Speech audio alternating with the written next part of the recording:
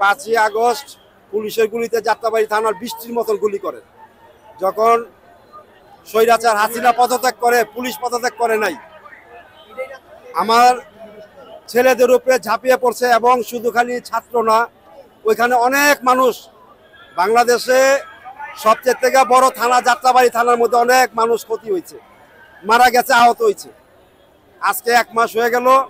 গতকালকে টিভিতে আমরা নিউজ শুনি, খবর পাই, আজকে আমাদের ডাকছে যারা শহীদ পরিবার, আহত পরিবার, এখানে আমরা আসছি। তো আপনাদের মাধ্যমে আমার ছেলে এবং যারা আহত নিহত পরিবার আছেন, আপনাদের মাধ্যমে রাষ্ট্র যারা এখন পরিচালনা করতেছেন, যারা ছাত্র পরিচালনা করতেছে, ওনারা যাতে শহীদের মর্যাদা পায় এবং রাষ্ট্রের মর্যাদা পায় এবং এই শহীদ পরিবার, আহত নিহত যারাই আছেন তাদের পাশে যেতে দাঁড়ায়। জি জি, 5 তারিখে 2টা থেকে 2টা 2:30টার মধ্যে গুলিবিদ্ধ হয় পুলিশের গুলিতে। উনি লক্ষ্মীবাজার সরোজিতে বিএ পাশ করানোর পর আমি আর পড়াইতে পারিনি, একটা চাকরি করত। একমাত্র সংসারের অবলম্বন আমার এই বড় ছেলেই ছিল।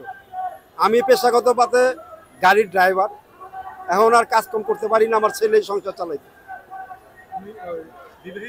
না, বিয়ে করে নাই। ওনার অনেক স্বপ্ন ছিল, বাইরে চলে যাবে এবং বাইরে কাগজপত্র জমা দেওয়া ছিল।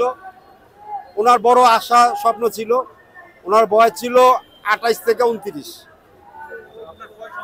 আমার 2 ছেলে 1 মেয়ে, এটাই বড় ছেলে। ছোট ছেলে এমনি দাবা খেলে, ওর পিছনে আরো উপার্জন, আরো ব্যয় খরচ করতে হয়, আমার এই ছেলে বহন করতো। সেই ছিল। জি জি জি জি।